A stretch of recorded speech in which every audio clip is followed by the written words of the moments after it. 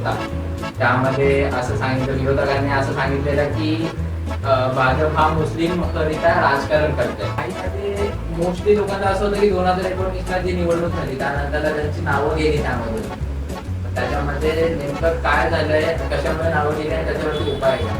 Second गाजलेला मुद्दा तो म्हणजे ध्रुव राठी, जो की त्याच्या युट्यूबच्या व्हिडिओवरती बनवत होता. दररोज म्हणजे दर 2 दिवसाला त्याची व्हिडिओ येत होती. पण मेन क्वेश्चन की घरातल्यांना पण नाही आणि आम्हाला सुद्धा सगळ्यांना की जी आता नगरसेवकाची इलेक्शन होईल, कधी होईल ते माहित नाही, इथून लढवणार आहेच.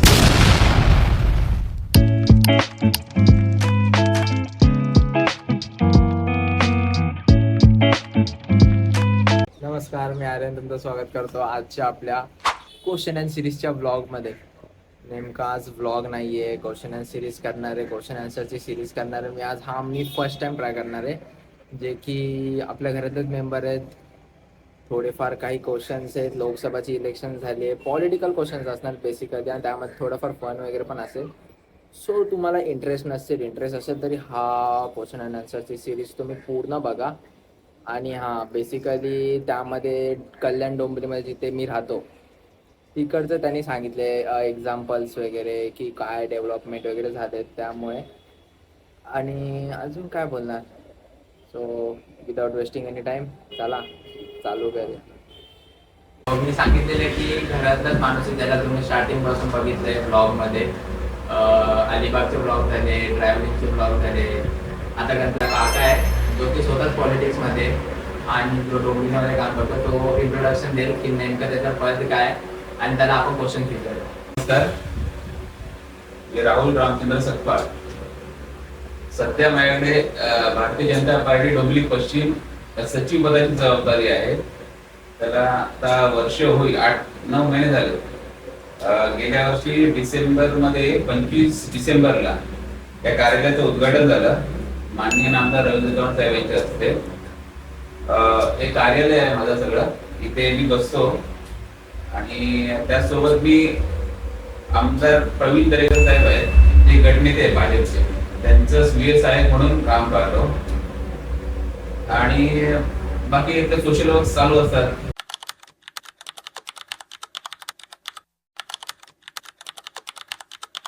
या लोकसभेची निवडणूक झाली आता, त्यामध्ये तुझे सुद्धा ठिकठिकाणी बूथ होते, आपण फिरत सुद्धा होतो आणि खूप लोकांची गर्दी पण होती तिथे.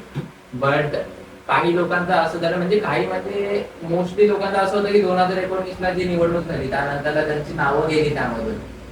त्याच्यामध्ये नेमकं काय झालंय, कशामुळे नावं गेली आणि त्याच्यावरती उपाय काय. पहिली जी नावं काय गेली तर एमटी जी यादी होती ती खूप जुनी होती, ती अपडेट केली गेली नाही, त्यामुळे त्यांची नावं गेली. दुसरं, खूप जणांनी आपले फोटोज जे आहेत ते यादीमध्ये नाही, ती नावं कमी करण्यात आली असं सांगण्यात आलेलं. तर ते झालं, जवळपास 1,03,000 काहीतरी नावं कमी होती यावेळी. तर त्यासाठी आता निवडणूक कल्याण ये बुड्ढा मेरे बीच में बहुत बोलता है. तर निवडणूक आयोगाने आता मतदार नोंदणी परत सुरू केली आहे. कालपासून सुरू झाले. मी पण फॉर्म भरायला सुरुवात केली आहे इलेक्शन झाल्यापासून. जवळपास 35 फॉर्म आले माझ्याकडे. ऑफलाईन ऑनलाईन केले होते, ते पण झाले. त्यानंतर प्रॉब्लेम आला, त्याचा सिस्टमचा काय प्रॉब्लेम, एरर होता. त्यामुळे बाकीचे मी ऑफलाईनच भरलेले आहेत. 31 फॉर्म आले, 35च्या रेंजमध्ये काही फॉर्म आले. ज्यांची नावं कमी झाली किंवा ज्यांनी यावेळी मतदान केलं नाही त्यांनी आपल्या जवळच्या कोणत्याही पक्षाच्या शाखेत जा आणि आपलं नाव नोंदणी करून घ्या. जर नाव नोंदणी केली त्यासाठी काय मोठं काय कष्ट लागत नाही. जर नाव वाढवायचं असेल तर फॉर्म 6 भरायचा आहे. त्याकरता तुम्हाला एक ओळखपत्रासाठी तुम्हाला आधार कार्ड आणि पत्त्यासाठी विजेचं बिल किंवा आधार कार्ड तिथेही चालतो, पण त्याचा आणि फोटो, या 3 गोष्टी फॉर्म भरून द्या, साईन मारून द्या. तुम्ही जाऊन तुमच्या जवळच्या शाखेत करा किंवा निवडणूक आयोगाने ऑनलाईन पण केलंय. ऑनलाईनची लिंक तुम्हाला मी देतो, ती लिंक वर तुम्ही डायरेक्ट करण्यापेक्षा तुम्ही ऑफलाईन गेलात ना आपल्या ऑफिसमध्ये जाऊन, कोणी नसेल तर मला संपर्क करा, आपल्या ऑफिसमधून आपण करून घेऊया. त्यामुळे न विसरता पहिले आपले फॉर्म भरून घ्या, म्हणजे पुढच्या वेळी आता लगेच 2-3 महिन्यामध्ये निवडणुका लागणार आहेत, विधानसभेला तुमची नावं येतील. त्याकरता मी विनंती करतो, ज्यांची नावं कमी झालेत किंवा गहाळ झालेत आणि ते गेलेत आता नाहीच ना. ज्यावेळी यांनी आता लोकसभेला इलेक्शन नाही झालं म्हणजे नाव कळ झालेली आहे, त्यांनी आपले फॉर्म भरून घ्या नवीन. सर्वात जास्त गाजलेला मुद्दा या निवडणुकीमध्ये तो म्हणजे हिंदू मुस्लिम मुद्दा जो होता. त्यामध्ये असं सांगितलं, विरोधकांनी असं सांगितलेलं की भाजप हा मुस्लिम करिता राजकारण करतोय. त्यावरती काय? हिंदू मुस्लिम मुद्दा नव्हताच, एक नेरेटिव्ह जो असतो ना सेट केला गेला होता. सोशल मीडिया या सगळ्यांना हाताशी धरून हे करण्यात आलं होतं. ऍक्च्युली भाजप हे विकासाचं राजकारण करत आलंय. अटल सेतू, त्यानंतर आपला समृद्धी महामार्ग, कोस्टल रोड, या तुम्ही पाहू शकणाऱ्या गोष्टी आहेत जे तुम्ही जवळपास भारतात देशात खूप विकास कामं झालेत. त्यांची लिस्टच्या लिस्ट तुम्हाला मी देऊ शकतो तेवढे. पण तुम्हाला एक जवळचे का सांगतोय, आपला मानकोलीचा पूल जो आहे त्याने आपण 10 ते 15 मिनिटात ठाण्याला पोहोचतो. हा विकासच आहे ना एक प्रकारचा. त्यानंतर मानपाडा रोड हा कॉन्क्रीटचा रस्ता पूर्ण झालेला आहे. आता तिथे मेट्रोचं काम चाललंय. यात काय असं काय आहे का हिंदूंनी यायचं आणि मुसलमानांनी यायचं नाही, असं काहीच नाही ना. ही विकास काम आहे जी होत आहेत. आपल्या खासदारांनी आम्ही लोकसभेला खूप सांगितले, त्याचे व्हिडिओही पाठवलेत. ऐरोली ते काटई जो टनल चालू आहे, प्लस मुंब्र्यामध्ये बायपास रोडचं काम चालू आहे, काम पूर्ण झालेलं आहे. आणि जो आपला शिळपाड्यावर जो रस्ता आहे तो कॉन्क्रीटचा रस्ता तयार झालेला आहे. काही ठिकाणी असेल, बाकी तर ऑलमोस्ट माझ्यामध्ये पूर्ण तयार झालेला आहे. त्यामुळे भाजप हिंदू मुस्लिम करते हा नेरेटिव्ह सेट करण्यात आला आणि त्यात काही अंशी ते यशस्वी झाले.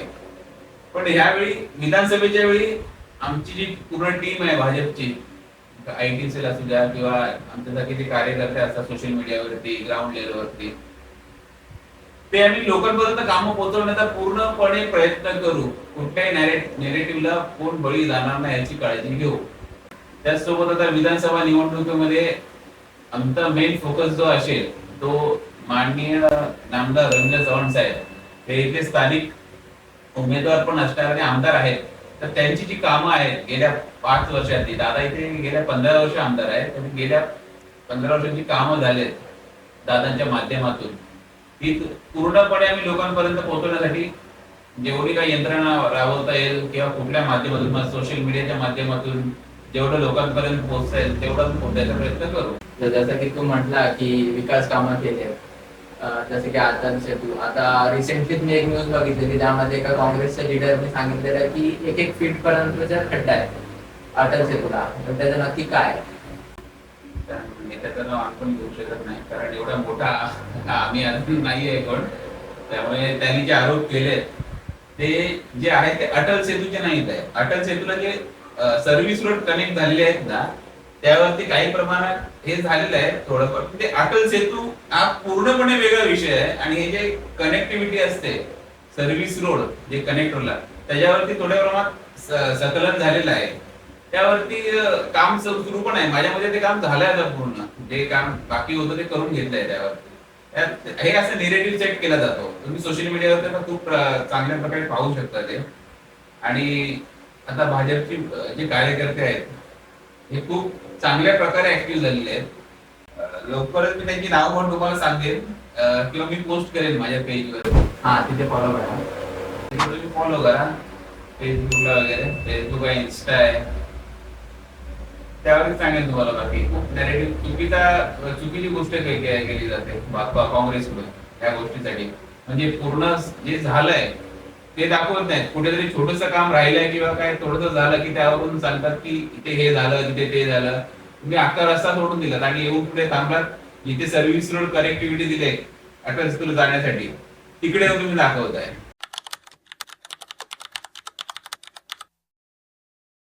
सेकंड गाजलेला मुद्दा तो म्हणजे ध्रुव राठी, जो की त्याच्या युट्यूबच्या व्हिडिओज वरती बनवत होता. दररोज म्हणजे दर 2 दिवसाला त्याची व्हिडिओ येत होती की ज्यामध्ये तो टार्गेट करत होता बीजेपीच्या पार्टीला. त्याच्याबद्दल तू काय सांगशील? पहिली गोष्ट म्हणजे ध्रुव राठीचे तुम्ही जुने व्हिडिओ पाहाल तर ते काँग्रेसच्या विरोधात आहे. तुम्ही युट्यूबला जाऊन चेक करू शकता. तेही व्हायरल झाले बऱ्या प्रमाणात. ध्रुव राठी हा पहिली गोष्ट म्हणजे भारतात राहतच नाही. जो भारतातून मतदानही करू शकत नाही, जो बाहेरच आहे, बाहेर देशामध्ये बाहेरच आहे, तो आपल्या देशाबद्दल कसं असं चुकीचं सांगू शकतो. त्या गोष्टी घडतच नव्हत्या किंवा काहीतरी एक नॅरेटिव्ह सेट करायचा बोललो नाही. त्या प्रमाणात काँग्रेसने राहुल गांधी त्याला फॉलो करतात. त्यामध्ये काय आहे म्हणजे जर्मनीला राहून तो भारताबद्दल बोलतो आणि काही चुकीच्या गोष्टी सांगतो. तर मी बोला यावेळी काँग्रेसने एक अजेंडा सेट केला होता की भाजपच्या विरोधात कोणातरी आणायचं, बोलायचं. ज्या माणसाला भारताच्या लोकशाही बद्दल बोलायचा अधिकारच नाही, कारण तो भारतात राहतच नाही, तर तो आपली लोकशाही धोक्यात आहे किंवा संविधान धोक्यात आहे ह्या गोष्टी सांगतोय. यावरती कितपत विश्वास ठेवायचा वगैरे त्या वेगळ्या गोष्टी आहेत. जर तुम्ही संविधानाच्या गोष्टी करता तर आतापर्यंत जवळजवळ संविधानात 87 ते 88 वेळा बदल झालाय. मध्ये माननीय इंदिरा गांधी असू द्या, नेहरूजी असू द्या, ते आतापर्यंत जेवढे वेळ सरकार आहे काँग्रेसचं, त्यावेळी तुम्ही चेक करू शकता की संविधानात किती वेळ बदल झालाय. आता तर भाजपने काहीच नाही केले. यावेळी बोललो नाही विरोधात काहीतरी की त्यांचं जर सरकार आलं फुल मेजॉरिटी मध्ये तर हे संविधान बदलतील. संविधान बदलण्यामध्ये छोटी मोठी गोष्ट नाही की चला सरकार आलं चला बदलून टाका, हे शक्य नाहीये. हे लोकांनी लक्षात घ्यायला हवं होतं. सोशल मीडियामध्ये आम्हीच कमी पडलो लोकांपर्यंत पोहोचवण्यात. त्यामुळे नेक्स्ट टाइम आमची काळजी घेऊ की कुठल्या अशा फेक निरेटिव्हला बळी जाऊ नये कोणी.